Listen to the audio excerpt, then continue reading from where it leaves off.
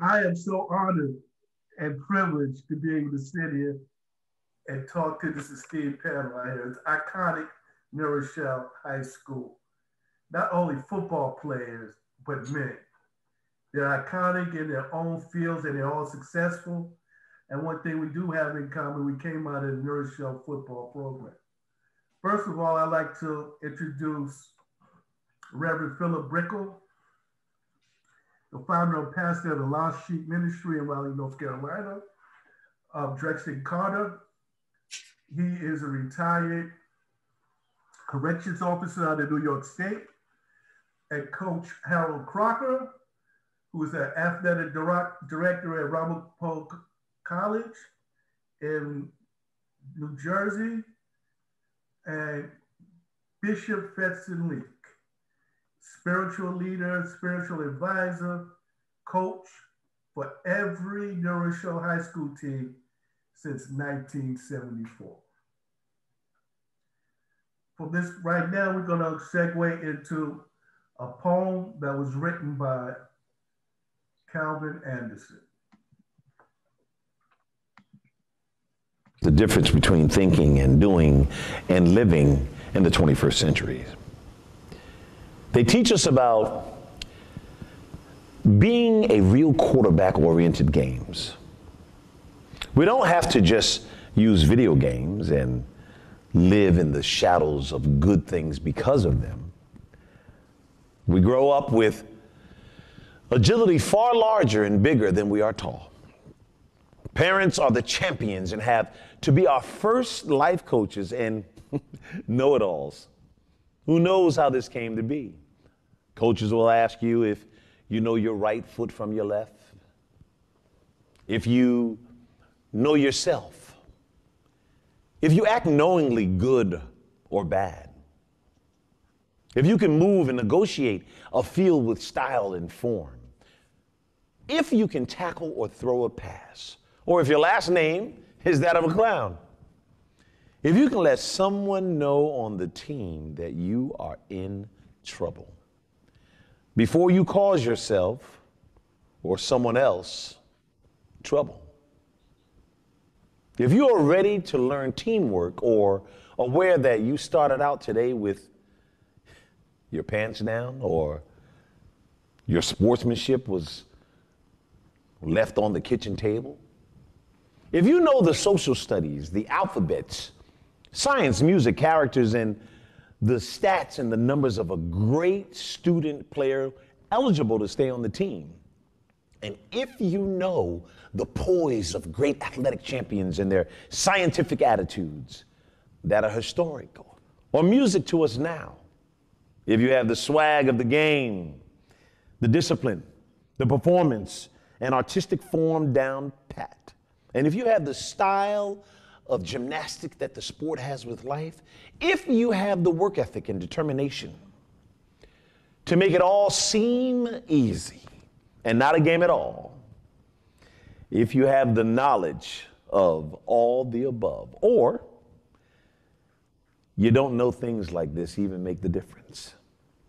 I think that when it comes to the importance of parents and their field and self-knowledge, wisdom, virtues, and courage, their teachings, love, respect, care that they illustrate on the field and in the grind of life with their actions and their ideas, experiences, muscle, and strategic magic and skills wrapped around us with their priceless love.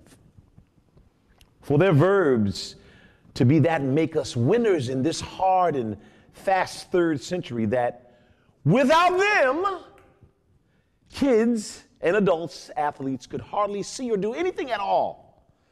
Parents teach us the difference between playing video games and playing on the field. Parents teach us how to be champions.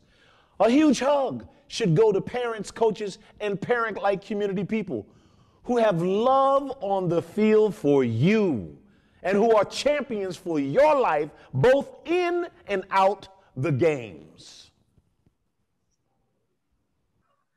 My name is Gerry Whitted, and from this point on, we're going to expound on what that poem really says to us as individuals.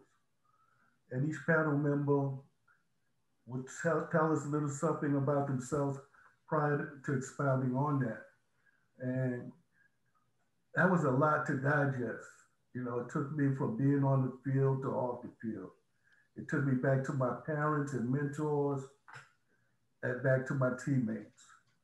And one thing that really stood out with me was the difference between a video game and playing on the field. The intangibles, the camaraderie, the blood and sweat, the smelling of that field, the noise of the crowd, the cheerleaders, the band playing, my teammates cheering me on, rooting me on, that pain of running. And that's the reality of it all. And then understanding what it's like to pull for each other, to help one another up, uplift one another. When somebody's down, reach out your hand and pick them up. You can't do that in a video game. And that's what I want to expound on from this point on as far as the poetry is concerned. And that's what hit me, just being up there and the values that we learn playing on that field in Rochelle High School is being humanized. And all the coaches that put their time and sacrifice and molding men that were boys. And for me, I had a unique experience. I was playing varsity at 14 years old, and I was scared. But with the help of my teammates and coaches, everybody encouraged me. And then going home, and my mother always saying to me, go back the next day, everything's gonna be all right. She trusted in the coaches too. She had a relationship with them. We all have personal relationships off the field as well. And that is who I am today. That all that matters. And when times are going bad for me, when I have my challenges, I think back to my years playing football from Alba to when I graduated and how that carried me on to be successful in college and in life. Reverend Brickle, you have anything to add to that? Yes. When I looked at the and listened to the words of the video and the poem, it took me back to having a two-parent household, which I think is missing a lot. Doesn't take away from what one parent is capable of doing, but having a mother and father, first of all, and a father who was a disciplinarian, taught me some incredible things about being disciplined in certain areas of my life. And then that transferred into athletics. I played at Albalena. I started out under Coach Al Rendy, who was a great coach. I enjoyed Coach Rendy. And then I moved on to New Rochelle High School football. And I actually played JV. And then under Coach Walsh. And then I actually fractured my ankle my junior year in high school, which, just took away my ability to play. But through determination and discipline and encouragement by my parents, I moved on to have a great varsity season. I think about the comradeship, the coaching, the love that we had for one another, and just a desire to want to win. All of those things played an important role in my life. And also some of the things that he talked about was taking steps that also was detriment. I look at myself as an athlete and appreciate what my parents had did for me and how they supported me. But I also look at myself being a good athlete and also gaining privileges. Because when you're an athlete, sometimes they'll pass you in class when you don't deserve to pass. When you're an athlete, sometimes things come to you that normally wouldn't come to you, And you have to be able to be grounded enough to realize that it's not all about athletics, but it's about life and it's about being a man. So as I moved on, I made some critical mistakes in my life because of being a good athlete. So many things came to me that I didn't discern how to turn them away at the time, because I also think that being a good athlete, you also have to be grounded spiritually, because without the spiritual base, and that makes you capable of doing anything or thinking that is you and not realizing that there's a higher power that's under control. And not understanding that piece of it caused me to go astray, which caused me to get out of athletics, which caused me to lose my scholarship, and which caused me to leave school and not graduate. So there's some pieces that young athletes need to understand that go along with being a good athlete, and not destroying their future by not being able to realize the consequences that come from making bad choices while still being a good athlete. Thank you, Ralph. Coach Crocker. Yes, Jer. We're sitting here thinking about everybody that's kind of on this video with us here today. And we were all blessed in a way because we all had something to do with New Rochelle High School football. And I think that coming from New Rochelle, a little bit about myself. Obviously, I played for New Rochelle High School. I was captain in '68, graduated in '69, went away to play in college. I was very fortunate and played for 4 years. Got out and started coaching at Albert Leonard with Al Rendy. So that was a blessing right there. And then I had the opportunity to be the first New Rochellian to get back into coaching and be the head coach at New Rochelle High School. So that to me is just, I can't tell you, a smile from ear to ear thinking about being blessed to be able to do such a thing. And then I moved on to Iona College in New Rochelle, stayed right across the street. But, I go back to the poem and I think family. I think family is the number one, piece that, we talk about. I tell all young coaches that every coach had a coach that inspired them to become a coach. So I think the coaching piece, the mentorship piece, the family piece is what's really, the key to our bind of us being together, that we are part of a New Rochelle football family. And I don't think any of us take it for granted either, that we were blessed to grow up in New Rochelle. We talk about the two parents. I was blessed with two great parents that, were there for me, and they followed me through my career. They gave of themselves. They helped when they could. Two working people, worked hard, but they were there to keep me focused and moving in the right direction. And I say, thank God that they were there for me. And I think that's the key, and it comes back. And I think of my 1980 undefeated team at New Rochelle High School, and their word was together. Their key word was do it together, because it's a family that can get it done together. When you have people surrounding you that, as Rev said, pick you up when you're down, or help you up in a tough situation, or help you out when you need help. That help is there from your teammates, and help is there from your coaches. You have people to go to, you have people to lean on.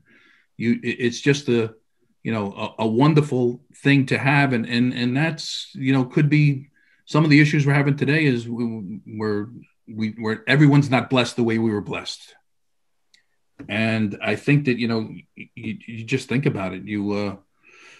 It all comes down to football. To me, is the greatest game. I don't think there's any better game to be played, team sport to be played, no matter what. When you get knocked down, you got to get up. You got to learn. You got to learn that you're going to lose. And how do you deal with losing?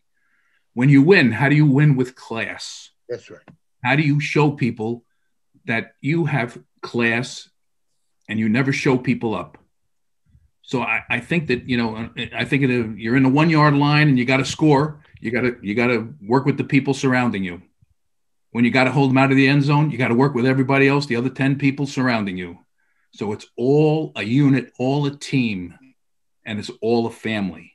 So when I heard the poem, immediately, family just came to my mind immediately, how blessed we are as a family and how important that is in order to move forward successfully.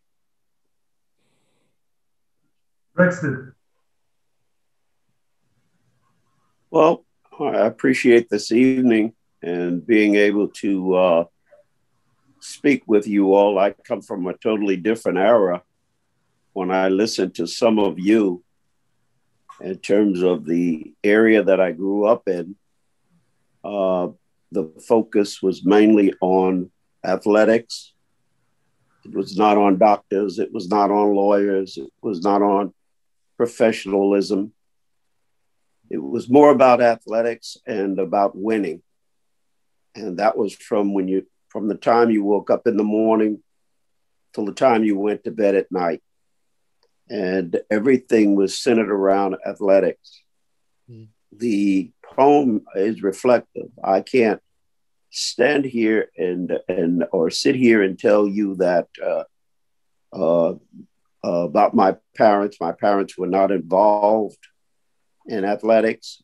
They could have cared less about what I was doing in terms of athletics.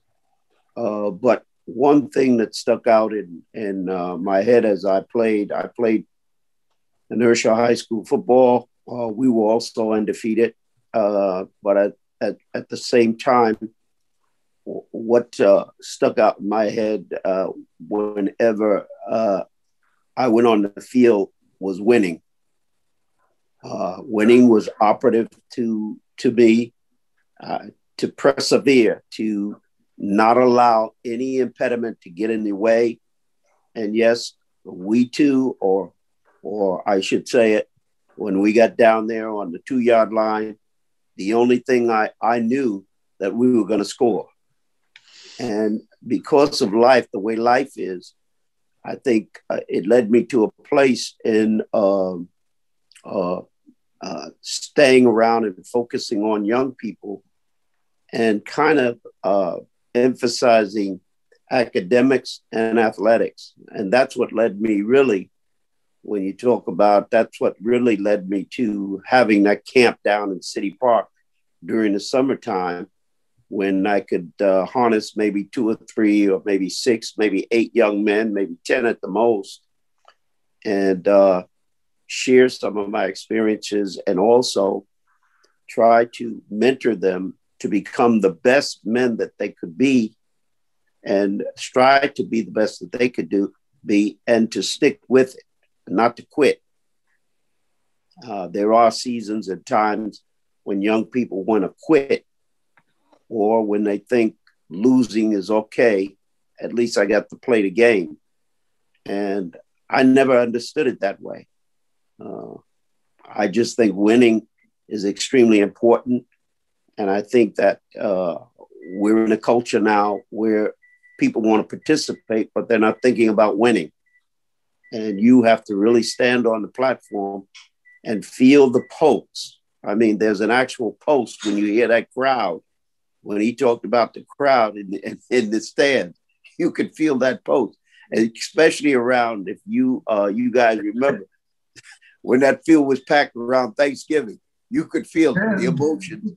The emotions radiated through the locker room. And of course, I played for Lou Amonson, who had Parkinson's at the time, and he would be calm in the morning when he walked in there, but during halftime, he would be shaking like a leaf on a tree and pleading to us, "We've got to do it. I know you can do it." And then he would pull out his book, and he would pull out the book of poems in his head, not physically, but he had a book of poems in his head that he would recite and take you almost to the edge with a poem and make you feel that you're invincible. Like there was nobody else out there on that field, and you were going to get the job done no matter what it cost. So that's that's the era that I grew up in. Speaking of Lou Amonson, Rev, you played for Coach Amonson this last year. What are your memories of him? My memories of Coach was that even though his health had deteriorated because the year before he had a heart attack, and so he didn't coach us that year. But then our final year, he came back, and he had. I believe he had just as much fire going out as he came in. He was a joy to be under. He was a great example of what a coach should be, even though the years had caused his health to deteriorate. So I really enjoyed being under Coach Amonson that last year. Coach Crocker, you played under Coach Amonson as well. I'd like to know what your experience was as a player and how he might have influenced you as a state championship coach. Not only were you state championship coach, you coached from junior high school to the NFL. You had something to do with all levels of football. Yeah, I was blessed. Coach Lou was one of a kind. He was a great American. Yeah. I don't think many people, he was misunderstood sometimes, which was a shame, because he had a heart of gold and he really cared for his players. He cared for New Rochelle and New Rochelle football. He was a real classic throwback to a time when, football was the most important thing, and it should have been the most important thing in young men's lives. He had a lot of fire, a lot of zest. We had great coaches. I mean, Lou was the leader, but if you look at Paul Ryan, you look at many of the ones that followed. I mean, Fetz was around, a great coaching staff. There were people you mentioned, Walsh and JV coaches, Ramondo. We could go down the line, name after name, and they all were classic in their own way. They all had an edge, and game day was, like Fetson said, he was all over it. And I still have, and I was going to bring out some quotes, but I didn't bring it with me. I still have his first day of practice at Rochelle High School back when I was playing. You got 2 pairs of shorts, 2 pairs of two T-shirts, Rochelle High School football, and you got a book of poems and slogans, right, that he had put together. And I still have it to this day. And I used it when I was coaching, and I go back to it many times. Sometimes I just chuckle at some of the rhymes and the poems that are in there, but then some of them really, hit home about what you need to have character and how you need to perform as a man. And, he was just a classic throwback coach. And when he got going in the heat of the game, or like Reb, you said, we got down by the goal line or something. He was all over it. He tried to put me in a game a year after I graduated, and when I was in street clothes, he got so excited. I was at the Iona game, and I was standing near him at the Iona game, and I was playing in college, and he looked around for somebody, and he grabbed me by the arm, and he was like, well, he called me Rosie, and that's another story. Rosie, you got to get in there. I said, Coach, I graduated. I can't play today. I'd love to get in there. But that was classic Lou, and I'm telling you the truth. It was we had hundreds of stories that we could go on and on about Coach Lou Amonson. Mm-hmm. I have one that I want to expound on. I had the pleasure of playing for Coach Amonson his last year and playing for Coach Ryan his first year, which is unique in itself. But talking about the poetry and the spirit of Coach Amonson, my sophomore year, he had a slogan. And before I get into that, I want to let everybody know, with this panel here, you have 3 captains here. I was captain in 74 team. Reverend Brickle was captain in 72 team. And Coach Crocker, who you captain of what year? 68. 68. And I'm just saying this to say, leadership, how that really breeds. Although we were captains of the football team, it breeds something in you that your peers chose you to be a captain. And you had to carry forth and be an example and a role model for that. And I just want to, I'm saying that because Reverend Brickle was the captain of that last year of Coach Anderson. And he had a slogan that we used to shout out every game. And what was that slogan, Reverend Brickle? That slogan was, a quitter never wins and a winner never quits. You cruds. and then he had another one. Remember this one? The Rochelle had down years up to that point. They had losing year after losing year after losing year in the 60s. And after he came back from his heart attack, all I remember him saying every game, somebody's got to pay. That's right. Somebody's got to pay. And That's as you right. were saying, Bishop, you ready to go then. Yeah. Ready to go then. And I just want to more or less segue. I think I'm the only one on the panel that came from a single parent household. And usually there's a negative connotation attached to that. But my mother was a widow when I was 11 years old, and I was the oldest of 5. So my mother had to carry the weight and the freight. But my father was very, very nurturing, and he had a lot of wisdom, and we always had books in our house, and he was a disciplinarian. So I had a foundation. But coming from 11 years old to 12 years old is a major step. Becoming a teenager, you're around men and other people, and there's a thing called peer pressure, which could be detrimental, it could be positive, or it could be bad. But the influences that I had were like Mr. and Mrs. Brickle, for one, Mr. and Mrs. Carter, for 2, and then I'm a graduate of Bishop's summer camps. I'm laughing, but it wasn't in the true nature of what you would call camp, okay? Right. It was not, it was a learning experience. And I say this, and I mentioned this to Bishop. He would come down there with his family. His wife was pregnant at the time, and she would be there. They would work out together. And that was instilling something in me about family and what it was to be a man. And these are things that I didn't say to him at the time, and I didn't really understand it or realize it. But as I grew into becoming a man, these things registered. And I think a lot of times we think that we're being taken for granted. A lot of times we might not feel that we're getting the credit we're due. A lot of times we might feel we're being ignored. But I believe 9 times out of 10, people see us. People see us, and it's important that we always be at our best. Although we are fallible, but we have to own up to our mistakes and be role models and teach people that it's okay to make a mistake. But it's not staying down. It's accepting that you made the mistake and growing from it, learning from it, and doing better.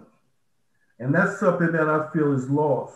And that's where the video games come in. It's okay to lose, but it's not okay to fail.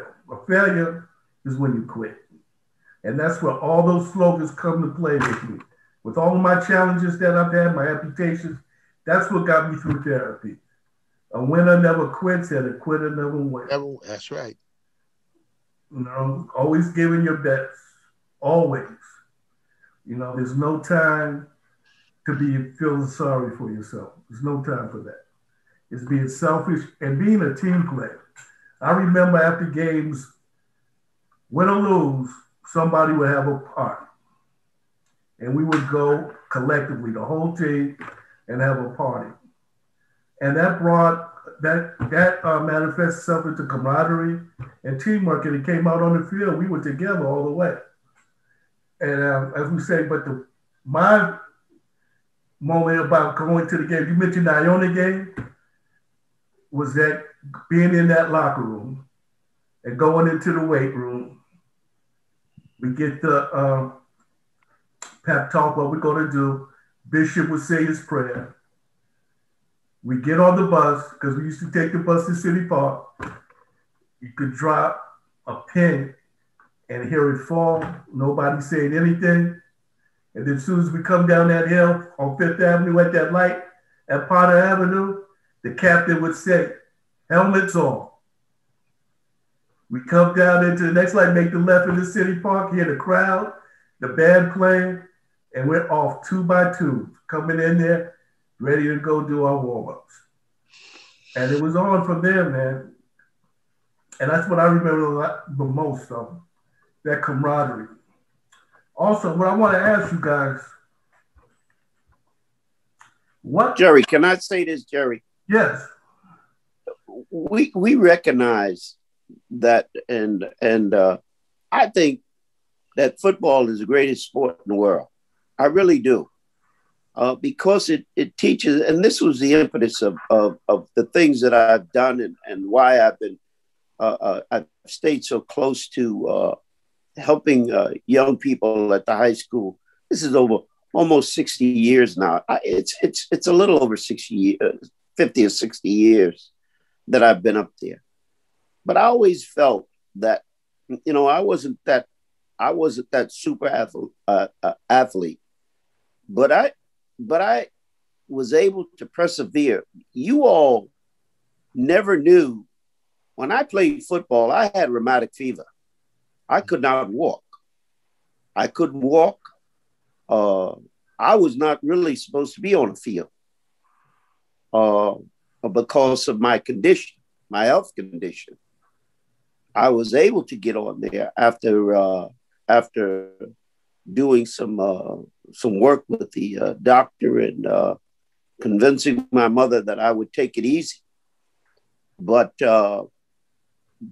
if you look at my life, and there was a period of time in my life, I couldn't even walk. But because I spent a great deal of time in the hospital when I was smaller. But my point is this, is that I learned it very early on to condition the mind and the body. I learned it very early on to condition both of those facets of who I am, to condition the mind and the body. And I was able to achieve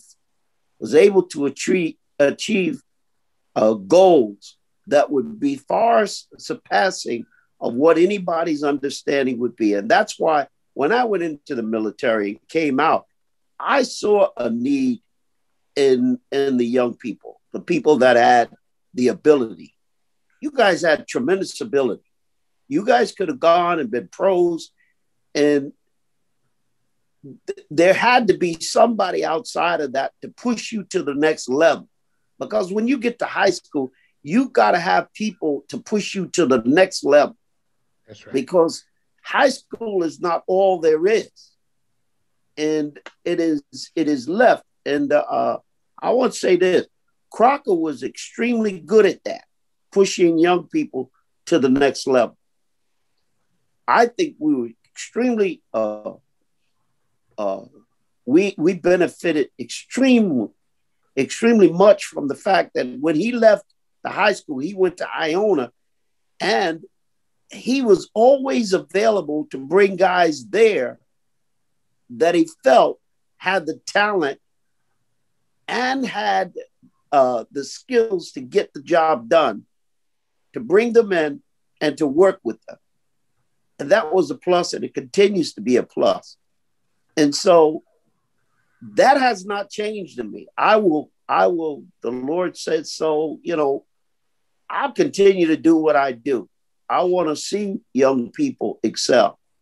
But there has been a tremendous drop-off in the young people in that technology, in this technological age, or what I'm calling the digital age, has superseded what we thought about as young people and the things that we did. technology has superseded that. And most of the young people are locked in their homes now. And they don't want to know about the cheers of the crowd. They don't want to know about winning. They want to know what is the next iPhone that's coming out. What's next in that area. And it's incumbent upon us, I think, and I've said this to you, Gerry, incumbent upon us to stay focused and to stay around them. All of us that are on the panel now, we stay around football. I can look up in the state championship and I'll see Crocker up in the stand. I'll see him walk through the locker room. I'll see him. And he's what I call, and I think every person that talks about they want to be, they want to help young people. I think they should be identifiable. When you walk around young people, you should be identifiable. One way or the other. You may not be identified as a super athlete, but you're identified. You're identified by who you were in the hall and the way you walk and the things that you've accomplished, because they're out there. And that's for you, for all of us to utilize and to continue to utilize. And I agree with you. Let me just say this, Gerry. I agree with you, Bishop, because while I was in there, show, even though I didn't coach on a football team, I was assistant director at the Boys Club with Fuzzy, and also the director at Southside Boys Club.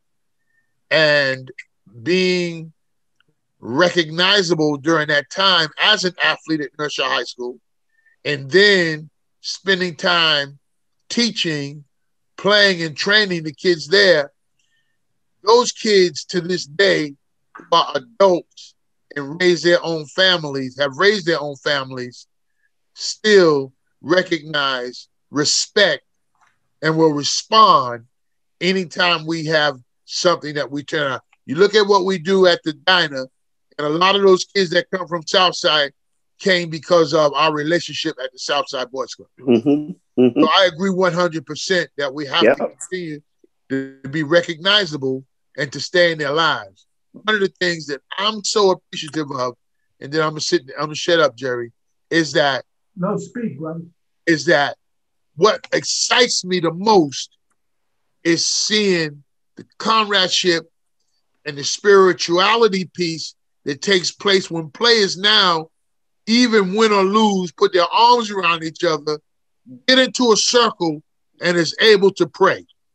I think that is an important part of our athletic programs today. When I came up, I didn't have anybody praying in the locker room. I didn't have anybody praying on the field.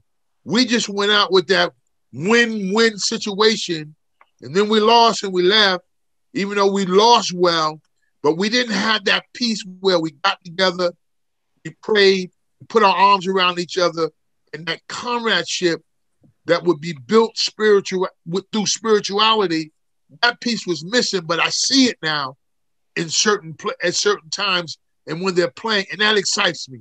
I think that's important, Coach Crocker, for athletics, that you have a chaplain. I think that the guys can go to say that they're in trouble. They may not go to their peers to say they're in trouble, but there may be somebody there, like a Bishop Fetson, that they can say, Bishop, I'm having trouble with drugs. Bishop, I'm having trouble with my old lady. I want to do something wrong. There's got to be somebody there that they can talk to that will short circuit some of the things that players do before they get to that point. We even see it in the professional ranks. How many players destroy their lives because they're not having somebody to go to help them with some of the situations that they're going through. So I just wanted to interject because I feel that spiritual piece is most important along with the family and the athletic piece. It all makes up one human strong person. So I'm just excited when I see that. Let me just add this. Let me just add this, because you brought in a very important part that I brings back to, since I've been up at the high school and around coaches and whatnot, and that's normally what I do, is act as that intermediate between family, between kids and their families, because a lot of these kids come from these one-parented homes. A lot of these kids don't have money to spend for lunch, and they don't have the extras that a lot of kids have, and they have problems. You know, we have kids that have come through the programs that were street thugs, real thugs. There's been guys that I've had to go to court with and get them out. I mean, my presence in court for them has gotten them out. Two particular guys I can look at and think of right now. I see their faces. I saved them from serving 20 to 25 years just by being there. And so it is important. You know, we can't leave that out of the equation. And my presence around Crocker, I was around him, I was around Pinky, I was around Louis.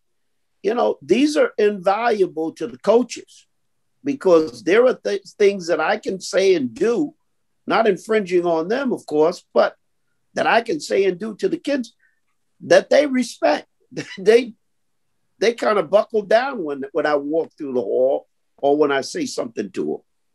Okay, thanks, Gerry. I won't. No, I appreciate the input. This is a collaborative.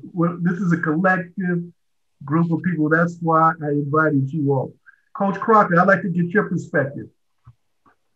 Well, again, it goes back to, you know, we were blessed having people around us at all times. You know, we were blessed with our coaching staff. And I go back to mentorship, you know, how I was mentored, how it was important to me. But Fetson was there. And we had, I'm just going to throw out George Harper. We were blessed with one of the best New Rochelle's rooters, supporters, whatever, that anybody can have anywhere.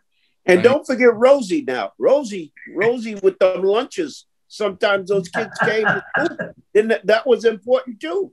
Well, you know what? I did a Facebook thing the other day with a picture of me and my mom, and she was the director of school lunch at Rochelle High School for many years. And how many notes I got online from people that she gave a lunch to, or she took care of the football players. And I've heard this from numerous former players that I coached, and obviously when I played and when you were there, you know, she was key. But again, that's the direction that helped me move forward too. I was blessed that I had mom and dad, and that, you know, and Rose, you know, started the Moms and Dads Club with my dad. You know, that's right. Late 60s. That's when right. High school couldn't have a dinner. That's right. You know, they got together with Pete Caputo, who was playing a year younger than me, whose father was the custodian. And they got together. In those days, it wasn't Mom's Dad's Club, it was the Dad's Club. Yeah. All the dads got together and raised funds, and then gave us a dinner in '67 because it was double sessions and things were going on. But again, that's a core group of people that are mentors and that are there that you can lean on, and you can ask questions, and you can go when you're in trouble. You know, you talked about it. We as coaches have kids come to us that they're in trouble sometimes, and we got to go to court, and we get in the middle of the night, but we answer those calls. That's right. That's right. You answer those calls. To this day, the phone rings, you answer it, and you're there for a person in need.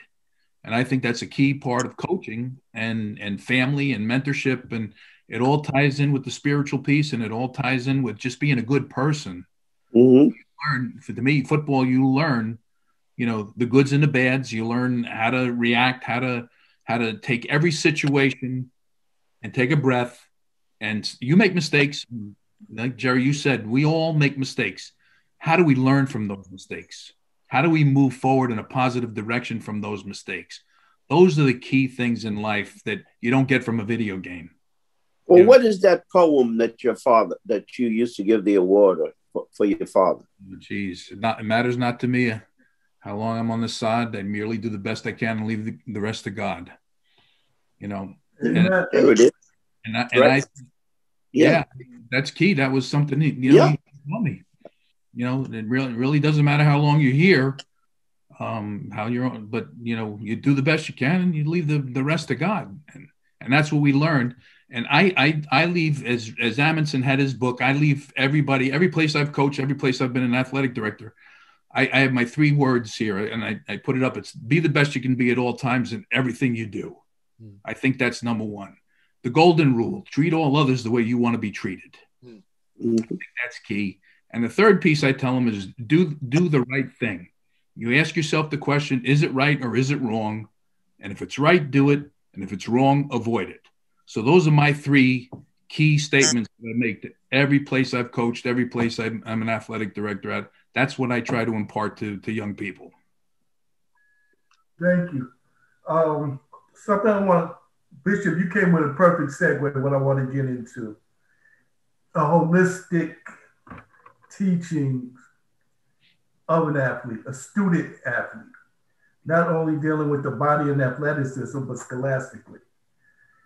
And one thing that I feel is really deterring a lot of young athletes, and it goes as far back as when I was playing D1.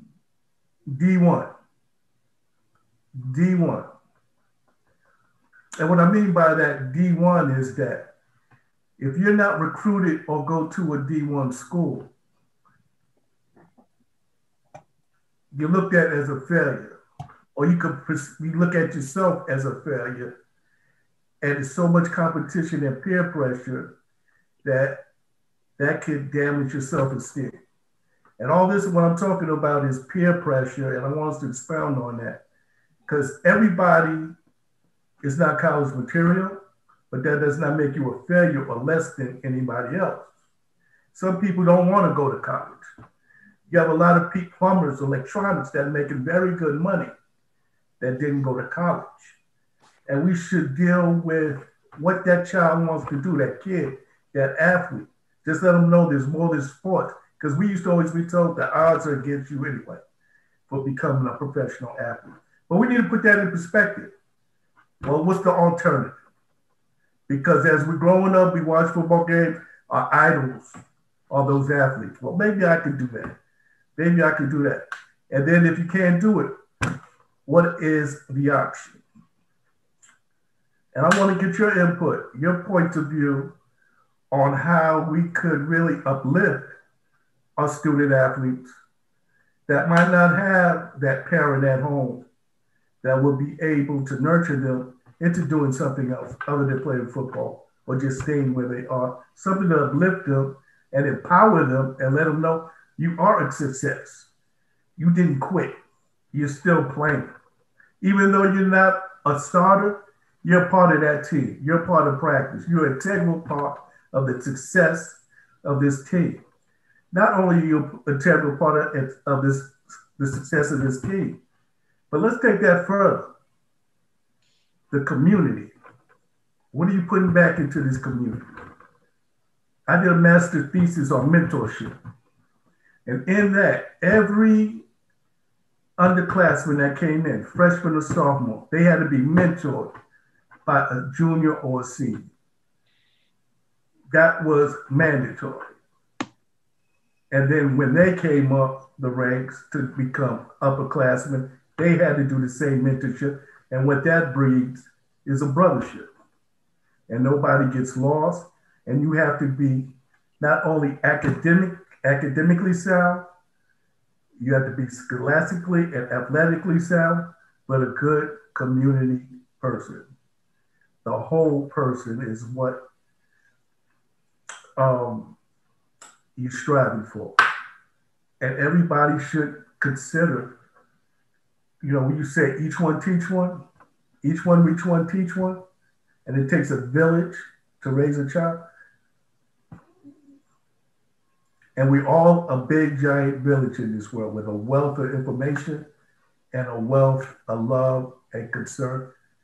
And just let people know, these young kids know, that D1 is not the ultimate goal. As you were saying, a lot of people went to Iona. A lot of people, you're at D, Ramapo is D2, right? We're D3. D3, right. That's, you know, Westchester Community College is another viable option. It's cheaper to go there than any place else, and it's a good stepping stone. And these things need to be talked about other than, you know, being on national TV or ESPN every weekend.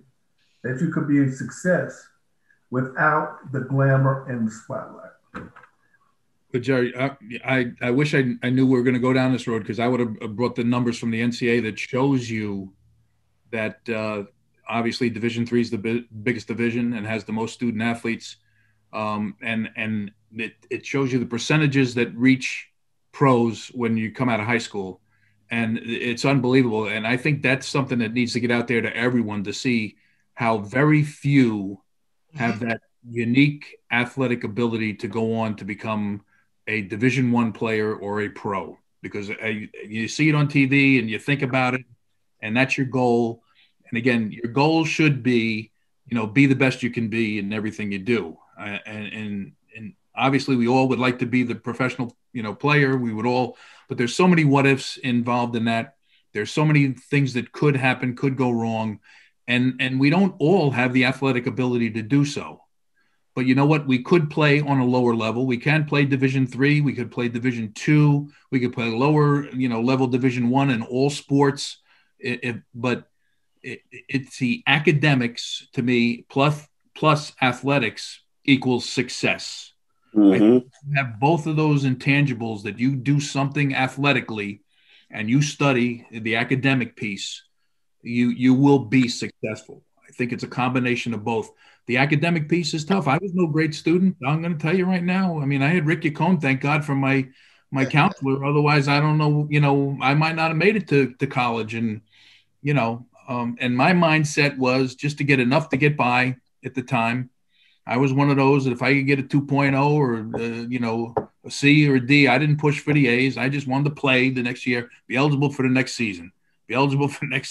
So I went down that road, and I got a wake up call in college. I got hurt. And then I'm saying to myself, I got to look to what else can I do?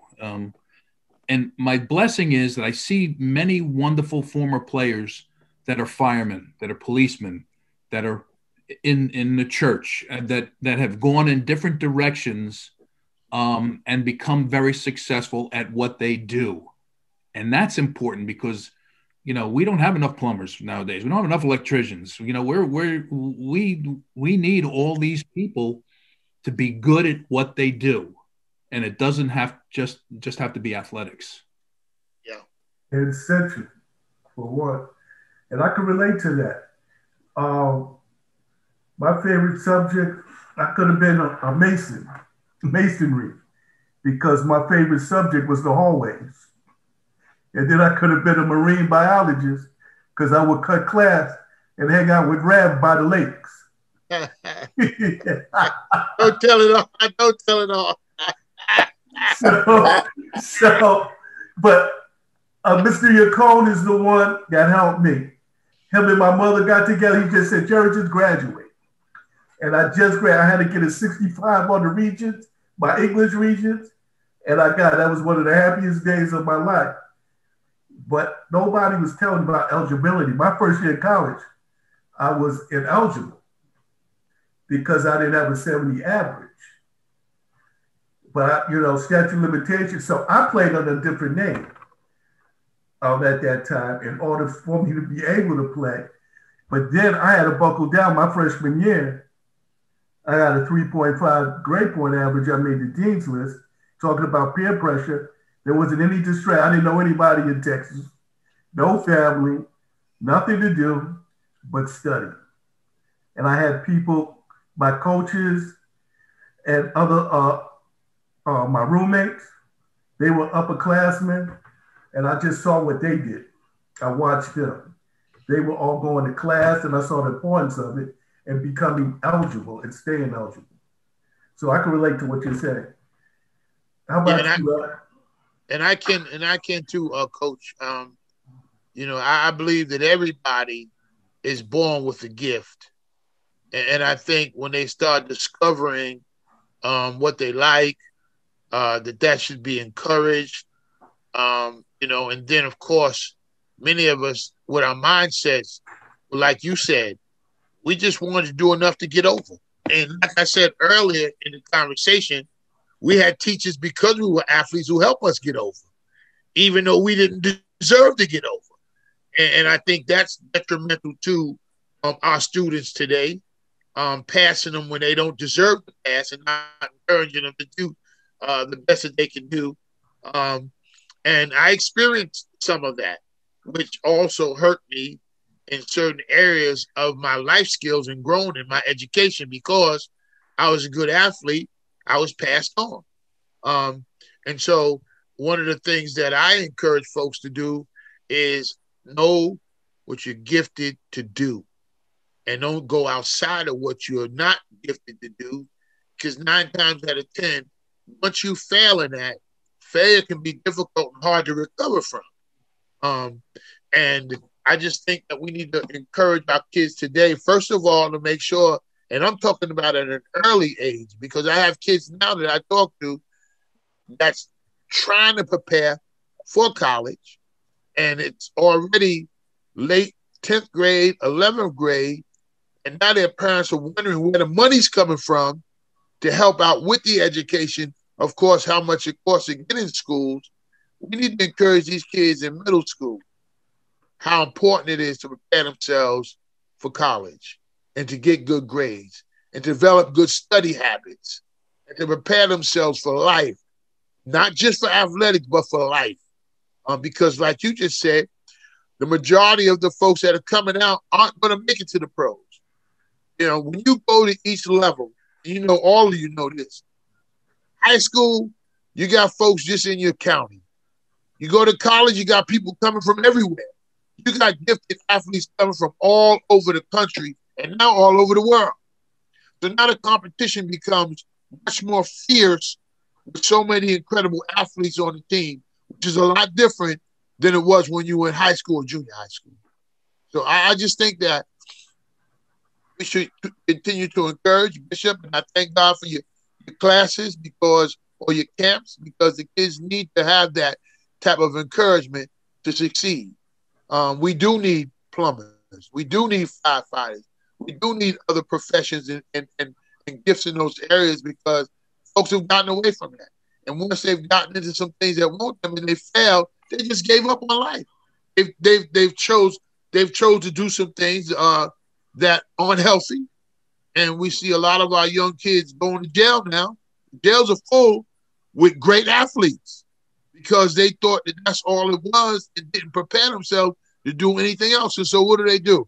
They think that they have to go out and sell drugs and do other things in order to live the lifestyle that they thought that being a professional would bring to them. And so they make choices like that because that's the only way they thought that they can live and make a good life for themselves. They were gifted to do something else. I think on that note, which is right, but on that note, you know, I try to emphasize to the young people that I have at the church that I pastor that in their parents, especially their parents, that every child is just not a college child. They're not college material, you know, and you have to come and face that. And the next step, you've got to come to understand that there are other vocations that they can go into and be successful in life without looking over the rainbow. When I went to school, I was very fortunate because they had all of these occupational classes in the schoolhouse. You know, you didn't have to go off campus to go to a wood shop or electric or drafting. Everything was in-house. That's right. So they were being taught right there in-house. You want to be a hairdresser, you want to be a barber, everything was in-house. You want to be a good secretary, typing class, everything was in-house. But when all of that left and it became strictly academic, and let's foster this idea that everybody here in this school is going to head to college, you putting a false thought in their head. And even with athletes today, and I've got a couple at the church, you know, I tell a parent, you know, the percentage and Crocker, yeah, you're right.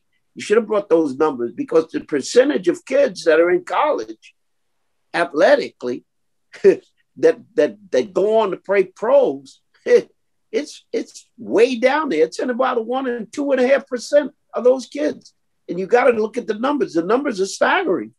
But when you see how many walk out of there, and then because of where we are today, these D3 schools, pros are looking at those kids because they feel that, listen, that's where the cream is down there. They've been overlooked. Not these big schools. A lot of the prominent athletes came from these small little colleges that nobody thought existed. And so, there's work to be done. And I'll make this point. Guys like us are very few. And I look over my shoulder and I want to know, who do I hand the baton to?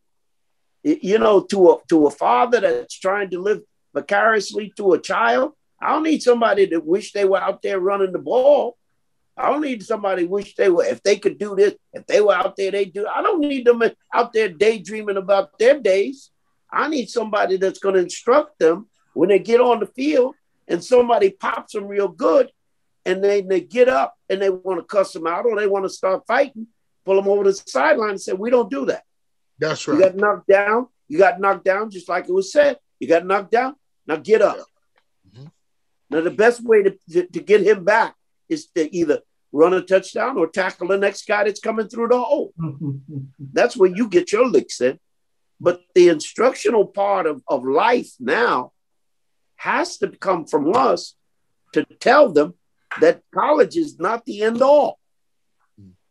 And yeah, I too, just like Crocker, I had a lot of guys on the fire department that I know, police department.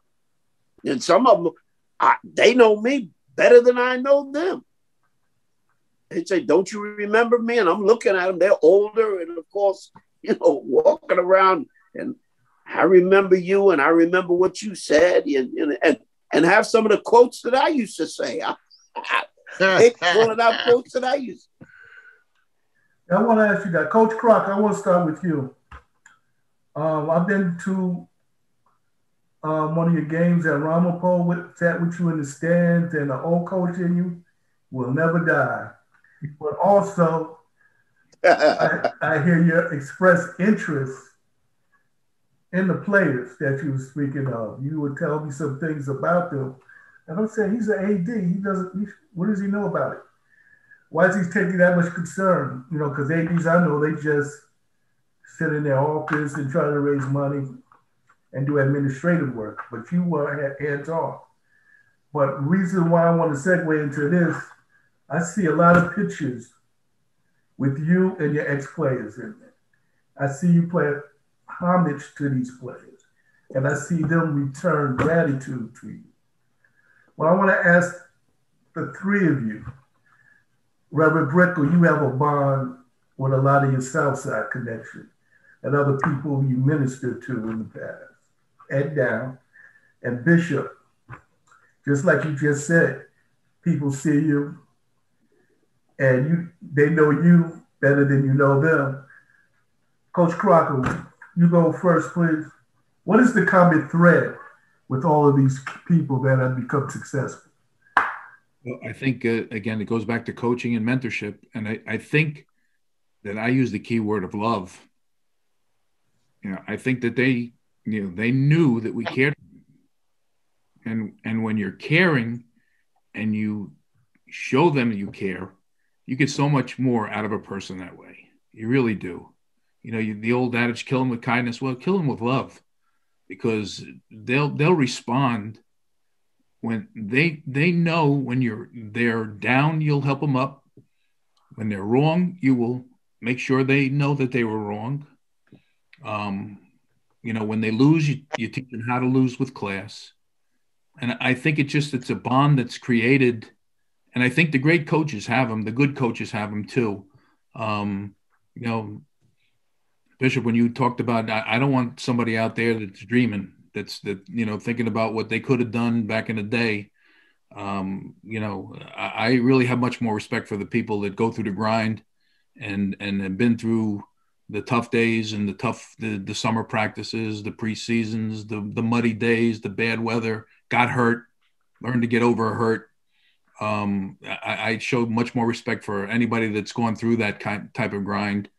But I think it comes back to love and mentorship, that, you know, they know you care for them, and you'll be there to get that phone call in the middle of the night when needed, and you'll respond. And a lot of it has, you'll tell them when they're wrong. I mean, I had to do some things coaching in Rochelle High School. Right. Were tough decisions. You know, we didn't play some people for drinking in the locker room. They didn't play Thanksgiving Day. We had, you know, Right. we had some characters that we had to, you know, take a stance. And I always go back that, you know, if you do it the right way, then I'll be behind you 100%. If you do it the wrong way, then I'll still be behind you, but you're going to learn from it, and I'm going to teach you a lesson from that. And I think that's the key. But if you care for the kids and they realize that you care for them, and you push for them to be better people and to work harder and be respectful, show love to people, I think that's where that all comes from. It's almost like a mutual respect that you have over the years. What's that common thread with you, Rev? I think a lot of it is connected to what Coach Crocker said. Yeah, the main thread is love. You know, one of the things that I always think about and enjoy was when you and I worked at the Boys Club, and we did things at the Boys Club that was a little different than maybe some of the other directors. We took kids on buses to Philadelphia and other cities to play basketball, and so we bonded with a lot of our kids. We ran day camps where we bonded with them when they were young and showed love and cared for them. Same thing at Southside. You know, I spent 5 years down there, and you know, just really expressed love and tried to teach young boys how to be good men. You know, and they respected that. Even to this day, 45 years later, I'm still reminded of it. You know, reminded of, hey, man, you remember that song we used to sing in day camp? Well, I saw some kids that play. They told me go away. I get mad. And kids remember that to this day. And they recite it to me when I talk to them. Or they'll hit me on Facebook, and they remember when I liked the blue Gillette ice creams. And I still get texts today. Hey, Rev, can I get you a blue Gillette? You know, and so that just shows me that those years that we were building together, I was growing into a man, and they were coming out of adolescence and going into some stages in life. There was a bond between us, and it was a great bond. And we just really loved and enjoyed each other, had respect for one another, had a comradeship with their parents when things weren't going wrong, when things had to be said that was tough to be said. The kids were misbehaving, when you had to bar kids from the Boys Club and from other activities because of their behavior and their lack of discipline. But all of that created a bond between us. 45 and 50 years later, we're still close. We still have that love for one another. And they always say, Rev, thank you for teaching us to be a man. And that's that bond. That bond is love. That bond is comradeship and respect for one another. Bishop? Yeah, and what you've all said, I agree, or as my wife would say, I concur. But let me say this. What I found all through the time that I've been at the high school, and I consistently do it now, is, you know, sometimes we can get lost in a multitude of words. And with coaching, it's not in what you say, but it's how you say it. And a lot of coaches have been extremely effective in what they say, not how they say it, not what they say, but how they say it. And that is felt usually by teams and individuals in a locker room, because you have all kinds of emotions that go along in the locker room. I wish at times that I could take the pulse of a locker room before a championship game and allow people to come in and really feel the pulse or hear the pulse or the heartbeat of the players in it. Although it might seem to be calm, there's a lot going on in that. There's a lot of churning going on. Mm-hmm. So words like one wordy, persistence, having poise, energetic, be patient. One word to a person can change their life. And over the lifespan that seems to always get me, it's one word that I've said during a prayer, before a prayer, that I've said that has been extremely impressionable on an individual, and it stays with them. Now, I've forgotten about it, and they come back 20 years later and tell me I said something to them that stayed with them, and it became a standard in which they begin to live by. Mm. And I think that's what happens in the life of all people. Now, that leads me into the preacher side of me, because you don't need a whole lot of words. That's right. Sometimes people search for words, and all you got to do is say, I love you. That's right. I mean, a lot of people haven't heard that. You take it for granted, like everybody's heard it. You walk to a kid and say, I love you. They've never heard that before. They know that somebody cares for them. Somebody's taken the time to pause and say, if there's something that you need, come see me. Then you have to either mean that when you say it or don't say it at all, because that word that you've dropped into that individual is going to stay with them. And with that, I'm sure you guys can remember some things I used to say. 100% of nothing, 100% of something is better than 100% of nothing, over and over. And here it is, 55 or 60 years later, guys are calling me from Atlanta, telling me, you know who I am, and they say these little quotes over the phone. I'm trying to figure out who they are, and then they tell me who they are, and they've lived by it. It's their creed. They operate companies now. They're CEOs of companies. They run their own business. And so it's that affects me more than anything else when I hear them saying something you said 50 years ago. There's something that somebody said to each one of you that you really didn't pay attention to them when they said it. Mm-hmm. But at the time, it started a fire in you. It kindled something in you. Mm-hmm. It caused an emotion in you. No, it's very true. I think one of the let me just say this. Amonson used to grab you and say, God dang it. God dang it. When he said that, you felt you were doing something wrong. You need to get in there and do something. Go ahead, Coach. No, I was saying one of the things that I really appreciate is when former players, they say that they're now coaching their kids or they're coaching in high school level, teaching in high school level, and they come out with stuff that I said, and then right. Look around and go, geez, it hit him. It hit him in a certain way. Right. That they never forgot. I go through that with my kids. Go ahead. And that to me is really key. And you go back to one of the key words that we really haven't talked about that much is communication. And I tell people all the time that that is probably one of the key statements, that how we communicate to people is one of the key things in life. Just and be actively engaged in looking at a person and talking to a person genuinely, and say that I love you or whatever it is, but in a genuine manner.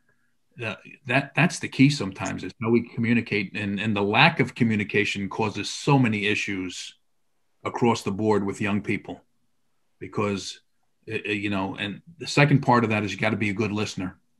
In order to be successful, in order to help kids, in order to be mentors, you really have to take a breath and be a good listener, learn how to listen, and then learn how to communicate where you can reach somebody. And everybody that was my mentor, coaches from Amonson, to my coaches in college and my assistant coaches elsewhere, because we battled a lot of times, but I'd listen and I'd listen and I'd learn how to communicate. And I think to really be successful, how you communicate to people around you, how do you communicate to the students or the young people that you're working with is really key too. So that's a key word that we need to think about as we move forward to try to make these kids successful. Learn how to communicate with them. Yeah, we're gonna get right into that. I want to, just to segue on top, feedback on what you're saying. Well, we tell people that I mentor or people that I was supervising, always remember, when one teaches, two learn. When one teaches, two learn, meaning that you're teaching somebody, but you have to learn what their response is and listen to what they're saying, like you were saying, Coach. Listen to what the pupil is saying, the student is saying, the athlete is saying. Listen to what they're saying to you, because that's what a conversation is. It's not dictating to anybody, because all that does is make a person become defensive or defiant, and they shut down. And if you want to teach somebody, you want them to be open.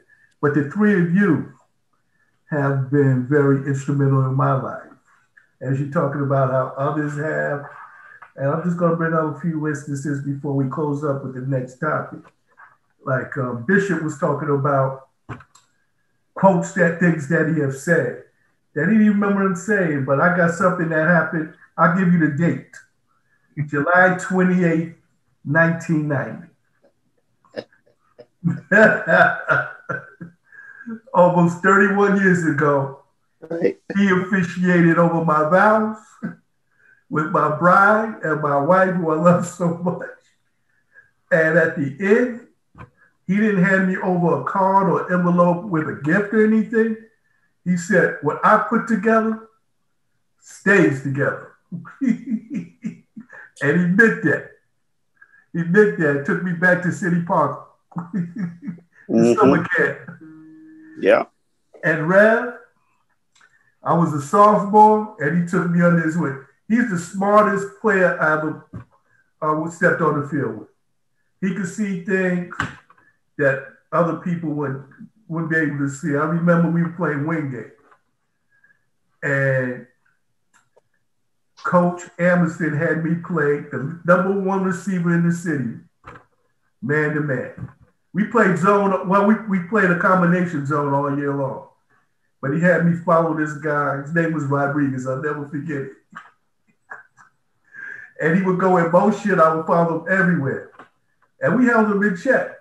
And then one time, Rev saw something. I'm coming across, follow him. The guy's going in motion, and he's yelling at me, "Stay, stay, just stay." And I'm like, "But Coach Emerson said, follow him." But I stayed. Next play, I got interception. So, but from that point on, from 10th grade on, I was 15. We've been best friends ever since. Amen. Amen. Mm-hmm. Coach Crocker, I just had major surgery in June, and I was paralyzed. I couldn't pick up a phone or even the remote to the telephone. And Coach Crocker and I have always been cordial and respectful towards one another. And he had been trying to get in touch with me. I didn't realize it. I think he made contact with my wife or something. And the coach came out of him. The coach came out of him, that encouraging coach. He sent me a message. "Gerry, where are you? Get back to me. I'm worried about you." And I could feel that all the way in my bed from wherever he was. And that's that love you're talking about. So I know why all those players, when you're taking pictures of them, they all have smiles. And then that spread out in pictures. They're all embracing you. And it's just not the same group of people. It's people from Iona College, Rochelle High School, and our limit. So I just wanted to share that with you guys. But I want to close up with this. You said communication. There seems to be a lack of communication from the football field to society. That's what it sounds like. I've been listening to it, what everybody's been saying. You know, the translation is getting lost somewhere. You know, how can we step into that gap? How can we step into that gap to make a difference? Well, I'm gonna start out, and I've had questions about communication often, and I think a lot of it starts at home. Communication starts at home, and there's been a loss of communication between parents and children. We talked about the playing those video games and those kind of things. With a lot of single parent households, parents have to work a lot more, put a lot more time into preparation of doing things for the family, and not enough time for communication. When I grew up, it was mandatory for me to sit around the table with my family to eat. I had to sit down and eat with my family every evening, and we talked. We talked about school. We talked about friends. We talked about all the things of life, and that was mandatory. Those things are missing. And one of the things, Gerry, as far as communication is concerned, I think because of the parents having so many more responsibilities, being single-parent households and those kind of things, that we have allowed our children to be adopted by electronics. We turn them over to electronics.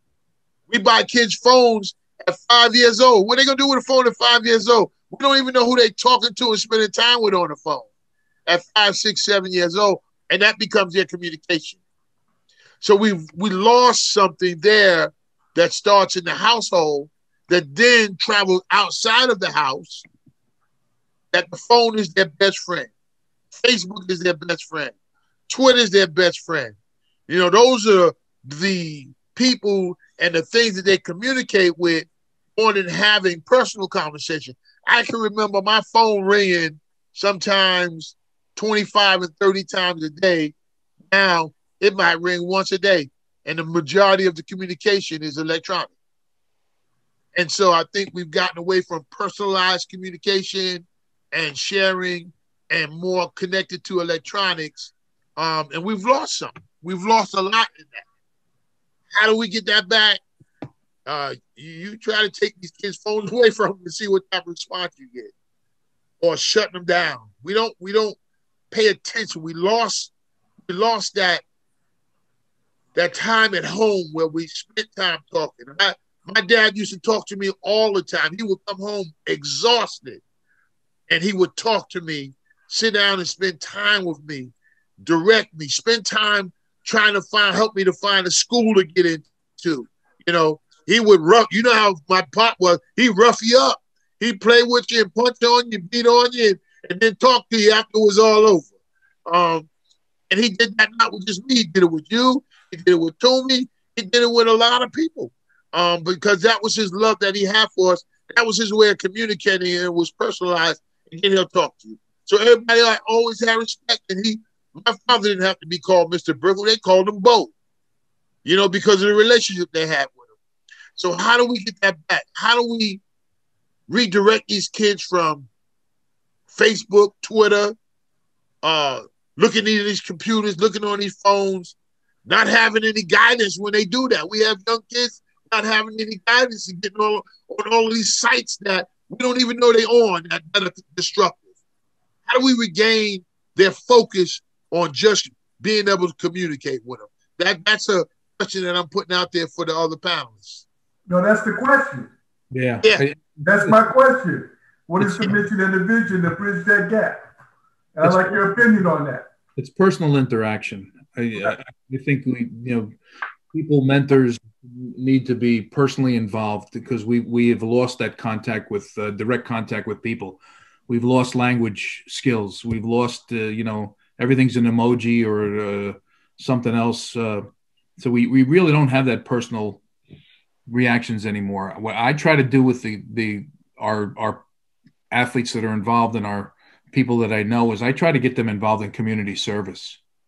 I think that that's something that needs to be brought to the forefront. I think if you can get a young person involved in community service, that's one way to take a step in the right direction to help other people out. And I think that's a learning curve there. We do it for all our teams.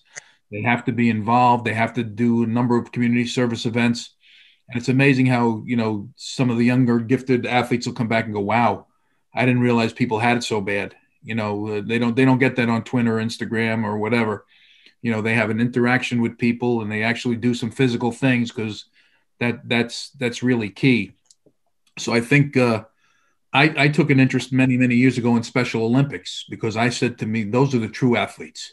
They are just happy that someone's involved with them and happy that they have an opportunity to perform. And I really think that we need to guide young people into more community service actions too. I think you can do it at the church. Obviously, I do it with, who we have. And I think more people involved in education need to go that route, where they can see what other people are going through. And there's always somebody out there. And I tell my family this all the time. And I say to myself, bad as I got it some days, man, it's nothing like other people have. So I need to say, thank God. I got my health and I'm moving forward and I'm still in a good frame. So I like the idea of really getting young people involved in community service where there's interaction with other people. Bishop? Yeah, there's a saying when the organization that raises money for Black colleges saying a mind is a terrible thing to waste. And I think not only have we allowed ourselves to dwarf it to a place of not using our own minds to think, but we don't hear when people are talking to us. You said it, there is a lack of what I call social skills. They have no social skills. I opened up early on, I said, football is a great game. I think it's the greatest game in the world when it's taught right. Because then you're caused to listen and understand the X's and O's. And you're able to ask questions, and you don't have a phone in a room where the coach is talking. Everybody's silent. And you're speaking to their minds about the game, what they need to do and how they need to interact. And in a room with a bunch of guys, those social skills come to the fore, because when they get out on the field, they have to talk. The linebackers got to talk to the tackles and the down linemen. The linebackers, the cornerbacks have to speak to the linebackers. So everybody's out there chattering back and forth. There's no phones there. So they're all communicating. In society, we've lost the ability to listen to people. We've lost our moral compass. We don't listen to people. We don't listen to people of authority. We think we know everything because the media has told us how we should think, what we should say, what kind of food we should eat, what we should drink. So the media has driven people into a corner where they don't have to worry about anything, because everybody has now become, which is critical in this age that we're in, they are now the source for other people. Gentlemen, we are not the source for anybody. God is the source for all of us. And what God has imparted in us, we're to share that with everybody and begin to let them know that they have the same ability to pass whatever knowledge they have on to the next person. My father was just a plain man. He was a working man. That's what he was. He was a working man. He worked. He worked hard with his hands. And he said constantly, he always used to say, I'm going to make $1. And he put us on the truck and we go out and we pick up scrap metal and we did one first thing, cut grass. We did everything. But we talked as we went along. We'd stop and have lunch together. We talked, but we'd be working together and doing things together. Today, the ability, that's a lack that parents have today. It's an indictment on parents. And it's an indictment on parents because the child is raising the parent when the parent should be raising the child. The child don't know anything, but the child seems to be telling the parent what they should be doing. And the parent says, my child is growing up now, and the child is not learning anything. And when you get out of your fishbowl at home and go out into the world at large, people want to know what you know. They want to know what you know. They don't want to know about your games that you play, your computers, and they don't want to know that. They want to know what you know. Can you interact? Can you communicate? When any application is put out, they will ask you about your communication skills. So these things I think need to be addressed. Anytime that I'm talking with young people, I don't want a young person looking on the ground. I want them to look me eyeball to eyeball when I'm talking to them, and I want them to respond to me eyeball to eyeball, not look over in the corner at something else. But then I have their attention. Now I know they're hearing me when I'm speaking. And with that, I think that's a lesson that everybody needs to understand, and we need to grasp it and translate this down to the young people. I do it at the church, although sometimes they don't listen. Even when I say it 10 times, they still don't listen. So I have to call their attention. And so we just have to, at this critical time that we're living in, try to reinstill into other people that there is an ultimate source in this world, and we've got to become dependent upon them. We're here, gentlemen, because of God. We're here because of something we did great. We're here because God has allowed us to be here. That's and right. He has given us something to do. And what it is that we have to do, it is important and incumbent upon us to leave an indelible mark on this earth. So you're just not here by happenstance. God put you here for a purpose, and you're to influence the next person going down the line. As I said, when I look over my shoulder, I want to know, who do I hand this baton to when I walk out the door? Who's going to be the next person? Or with this censoring going on everywhere, I'm very concerned. When I go on the field now, if those guys take a knee and they pray, will somebody get offended and say, what are they doing? They've got no business doing that. It's going to drop. It's going to drop. But I'm well prepared for it, but it's going to drop. But see, the guys, the young people, it's been done so long that they want it to happen. They want this to go on. And so, and repetition is the name of the game here. Repetition. It sounds old. It sounds fragmented. It sounds like it's old hat. But the more you do something over and over, repetition, when you do things in a repetitious way or speak in a repetitious way, somewhere along the line, people will grasp it. Young people will grasp it. I told my son Wednesday is the night to put the garbage out. Mm-hmm. He don't do it the first time. I tell him again. I don't tell him anymore after that. I look at him and he knows, yeah, Dad, I know it. I know what time it is. Right. We have to be consistent. And we can't be fearful. We can't be fearful, Greg, Gerry. We can't be fearful. A lot of adults are afraid to talk to young people. And that's go ahead. Bishop, you know what one of the problems are, Bishop? One of the problems is that you got to realize that your child ain't your friend. You're a parent. Right. And I think Right. we end up treating our children like friends. Right. And even the children that you're mentoring, you're not their friend. You don't want to be their friend. You want to be the mentor. You want to tell them what life is about.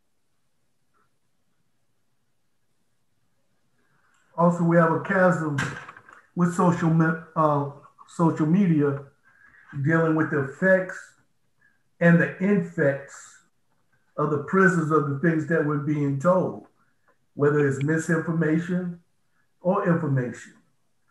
That is something that we have to guard against. And that's why you're talking about that repetitiveness, repetition. It's also, I look at it as being consistent and working side by side with those that we are mentoring, those that we're teaching, working with them hands-on rather than from a distance. And that's what's appreciated. And certainly with this pandemic, go ahead. But you have to understand, as I have said to the church at large, and we're talking about it now, we have entered a new age. It's called the digital age. We've got to learn how to incorporate what we do on a daily basis into this digital age and not allow the digital age to become the dominant factor. That's right. Even though we talk here, we're talking here. We're on Zoom. We're doing all of this. No, there is no substitute by saying, of us saying, look, next week we're going to get together and sit down for breakfast. There's no substitute for that. I don't care what you do. When we can sit down over a cup of coffee. My greatest strength when I was in the corporate world and the best time of making sales was out on the golf course. It wasn't on no phone. That guy would talk to me 2 seconds on the phone. But when I got on that golf course, I could ask him anything. He'd say, you got it, whatever you want. Of course, I got to give him a couple strokes, but I don't care. And that's my point. Being consistent with that relationship. Right. Right. Side by side, building a relationship. And let's not forget, during the pandemic, there's a lot of social isolation, and there's a lot of food insecurity that people are going through. And I remember I was working in New York City during the AIDS epidemic, and I was doing social work at that time. And I saw the breakdown of the families and how it affected their children and everybody in the community. And the only way that you could get to people is by identifying with them and letting them know that you care. That's showing them a better way. And you have to be consistent and patient. That's another thing. We just can't go in dictating to people. We have to be who we are and know what the barriers are and be willing to confront and challenge those. And that's the gap I'm talking about filling, to be able to go head on and knowing what we're against and standing tall and straight in the face of that adversity. And then that's how you gain respect, and that's how I feel you gain an ear. There's something that, as far as the holistic part that we're teaching, everybody's been talking about the spiritual part, the athletic part. There's another part called hedonic adaptation, or the hedonic treadmill, letting people know that your successes, your failures, they're always going to come back to an even level. You're not going to be as successful. You're not going to have that happy high all the time. And then when you fail and make a mistake, you're not going to be miserable all the time. As time goes on, you'll get to a balance, a status quo. And we have to let people know that when you're happy, yes, celebrate that. And that's all well and good. And we have to celebrate that with them. But then when they fail or feel they fail, or they do not succeed or reach a goal, we have to be there to empower them and uplift them. And I think that's where our work is going to come into right now, uplifting those that have given up. Gerry, you just talked about everything you just said is things that we learned on a football field. You know, if you think about it, it goes back to all the traits that we were taught. We were blessed again to being taught that, hey, you know, you're there when things get tough. We're there. Things are great. We'll celebrate together. We're there.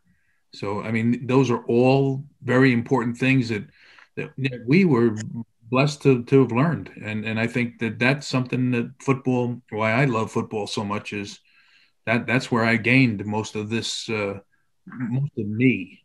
Let's put it that way. And we have all that in common. And it seems like there's a part 2 in the making. And being respectful of everybody's time. I think we're going to have to close with this. And I look forward to a part 2 because there's so much to say and so many places to go. And there's a lot to do.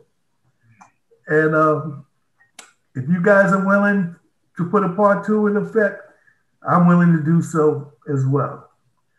So on that note, Bishop, can you close us with prayer, please?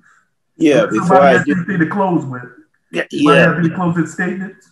I want to say this. One of the aspects that must be also in the idea of mentoring young people, I think older people have to learn to ask permission before they say things. And that's what life anyway. You just don't say things right off the top of your head. You know, in the book of Proverbs, it says, a fool uttereth all his mind. Sometimes this is where confrontations come from. But if I ask you permission, is it okay if I say something to you? And we need to be able to talk to young people that way, and then vice versa. It's okay. But at the same time, I'm going to say something to you, and I want you to feel free to say something back to me at the same time. We're giving permission without violating one another. I think we verbally violate each other. I think people verbally violate each other, even in this society we're in. We violate each other without asking permission. Once we ask permission, we're in a safe zone. But when we don't build that wall, I think that's a critical place that we get into with young people. And then they get angry with us and they shut down. And they said, well, I didn't know you were going to say that. I didn't tell you to say that. And I didn't want you to say that. So, but that's for another time. Reverend Brickle taught me, a fool is considered wise when he keeps his mouth shut. Yeah. That's what, yeah. A fool is considered wise when he keeps his mouth shut. Yeah. Rev or Coach, you have any closing statements or remarks? No, I just want to thank you all for inviting me and having this opportunity to really talk about, I think, what makes us a family. And I think that's where it all comes back to, is the opportunity to try to do good things for each other and with each other. And, again, I said I tell my former players that we were blessed to be in New Rochelle. And again, when I say that doesn't mean we didn't have issues, and that doesn't mean we didn't go through problems, and that doesn't mean we didn't fight, because we did. But at the end of the day, we learned to smile, and we learned to communicate, and we learned to be part of a rich tradition and a family. So I just want to say thank you. And to me, that's where, if we could get people heading in that direction, we certainly be in a better place. I can say that I'm truly thankful to be invited, to be able to share, to be on this panel with some incredible, amazing football players, coaches, pastors, men, family leaders, community leaders. I just feel honored and blessed. And then I do pray that when this project is finalized and sent out, that it will impact young folk. It will impact families, that it will even impact the church, that they can recognize how important it is and the role that they play, not only in just the church, but also in family and athletics also, because it all comes together to make up a total person. Thank you. I consider you all the dream team. I had a plethora of players, athletes to choose from. And I chose you all for a reason. You were my first round picks. And I thank you all for accepting the invitation. Not one of you said, I'll get back to you, Gerry, or no. The problem was you guys are so busy. It's just everybody was, I had to be respectful of everybody's time and what your schedules are. And you come up doing a hell of a service for the communities of which you serve. And I'm glad we were able to put this together. And it had to be God's will to do it. And I am so looking forward to do it again. Amen. You guys would want to go into a different realm of discussion because this was powerful. And this is going to be put out. This was supposed to only be an hour, brothers. This was supposed to be an hour. And believe me, with all our Nurse Shell stories, this could go on all night long, too. It could. And having two preachers on the panel doesn't hurt